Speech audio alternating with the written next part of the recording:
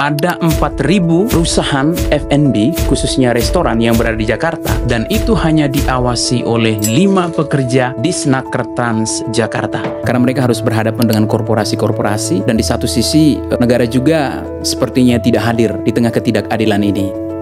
Gue Andi Tandang, redaktur Parboboa, yang mengampu liputan khusus soal kehidupan para pekerja F&B, khususnya yang di restoran yang berada di Jakarta.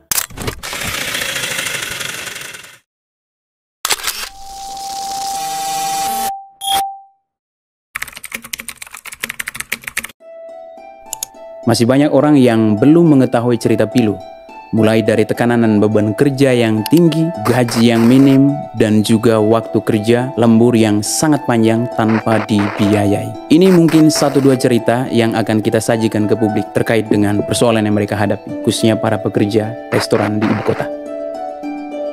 Ya, banyak yang mengira pekerja F&B khususnya yang ada di restoran itu diupah selayaknya, ya, tidak begitu jauh dari UMR gitu. Ternyata memang kita mendapatkan banyak cerita dari mereka, mereka mendapat upah yang jauh di bawah UMR, dan bahkan banyak cerita-cerita miris, cerita-cerita pilu yang ada di balik dapur F&B khususnya mereka yang berada di restoran. Mulai dari tekanan kerja, beban kerja, waktu lembur yang panjang tapi nggak diberikan upah yang layak gitu.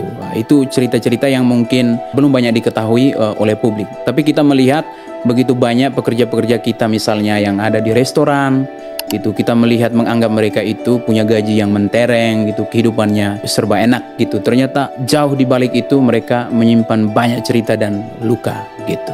Ini sebenarnya masalah umum, ya. Banyak sekali pekerja-pekerja di luar sana yang mungkin belum terekspos ke publik, ya. Mereka mengalami peristiwa cerita yang miris, yang hampir sama, mulai dari pekerjaan, mulai dari gaji yang rendah, lalu kemudian waktu lembur yang panjang dan tidak diimbangi dengan upah gitu.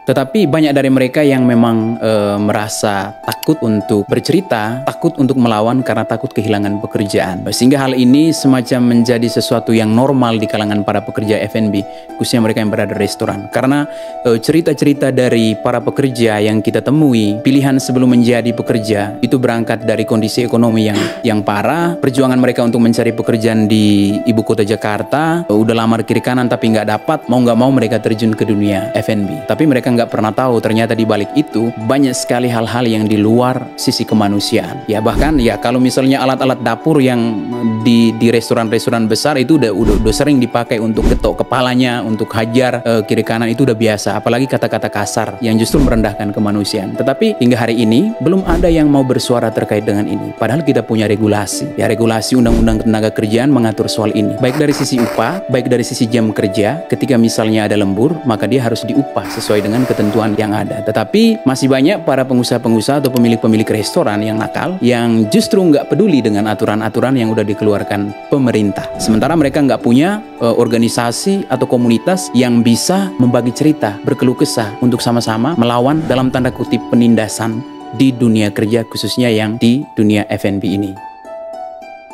Industri F&B itu menjadi salah satu industri yang berkembang pesat di Indonesia. Kalau kita misalnya baca data statistik, dia menjadi salah satu penyumbang terbesar kedua ekonomi nasional setelah industri pertanian. Tapi masalahnya, kesejahteraan para pekerja F&B khususnya yang di restoran tidak dijamin. Banyak sekali persoalan yang mereka hadapi, mulai dari tekanan dan beban kerja, jam kerja yang panjang, dan juga upah yang sangat rendah, bahkan jauh di bawah UMP Jakarta. Industri F&B berkembang pesat di Jakarta, ya. Dan kalau kita misalnya mengecek data, dia berada di posisi kedua penyumbang terbesar ekonomi nasional setelah pertanian. Dan di tahun lalu, tahun 2003 lalu, dia menyumbang sekitar 11,48 miliar USD untuk neraca perdagangan. Tapi persoalannya yang sering kita hadapi, kesejahteraan para pekerja F&B, khususnya mereka yang bekerja di restoran-restoran megah di ibu kota, sangat tidak diperhatikan. Sebenarnya sudah ada beberapa yang mencoba untuk mengadvokasi kasus-kasus yang terjadi gitu, tetapi banyak yang belum punya taji untuk sampai pada mencari solusi yang setidaknya bisa memberikan angin segar untuk para pekerja-pekerja ini, karena mereka harus berhadapan dengan korporasi-korporasi, dan di satu sisi negara juga sepertinya tidak hadir di tengah ketidakadilan ini. Meskipun di situ kalau kita misalnya membaca Undang-Undang Cipta Kerja dan PP nomor 35 tahun 2021, ya, itu udah menetapkan batas kerja batas kerja maksimal misalnya 40 minggu per jam, dan pengusaha mewajibkan membayar upah lembur kepada pekerja. Tapi yang terjadi kan nggak seperti itu. Meskipun misalnya udah ada advokasi dari beberapa komunitas, dari beberapa lembaga advokasi terkait masalahnya ini, tetapi mereka berhadapan dengan gajah. Jadi ada satu sekat yang begitu besar, yaitu negara yang pada saat yang sama juga kadang bermain dengan korporasi pemilik-pemilik restoran besar ibu kota, sehingga mereka akan susah untuk melakukan perlawanan. Ya mau nggak mau, mereka menerima situasi yang terjadi yang mereka alami di dunia F&B ini. Masalah ini sebenarnya agak susah untuk di up ke publik ya, karena memang posisi industri F&B ini, apalagi para pekerja-pekerja di restoran, itu semacam dianaktirikan ya. Mereka tidak mendapat perhatian gitu ya dari kelompok-kelompok advokasi yang bergelut di bidang pekerja gitu ya. Jadi mereka susah untuk bersuara. Ya mau nggak mau ya mereka menormalkan situasi ini, walaupun sebenarnya ada pemberontakan dari dalam diri. Untuk konteks Indonesia saja, dia menempati posisi kedua penyumbang ekonomi nasional terbesar setelah pertanian. Ya bayangkan. Tapi persoalannya, apakah kesejahteraan mereka juga terpenuhi? Ini yang menjadi pertanyaan besar kita bersama. Apa masalahnya? Kalau misalnya kita membaca data dari Serikat Pekerja Mandiri, mengambil satu case di Jakarta, ada 4.000 perusahaan F&B, khususnya restoran yang berada di Jakarta, dan itu hanya diawasi oleh 5 pekerja Disnaker Trans Jakarta. Ini memang sangat timpang antara pegawai Disnaker Trans dan jumlah restoran yang berada di Jakarta. Sehingga pengetatan kembali soal regulasi pengawasan menjadi perhatian serius yang harus digarap oleh pemerintah.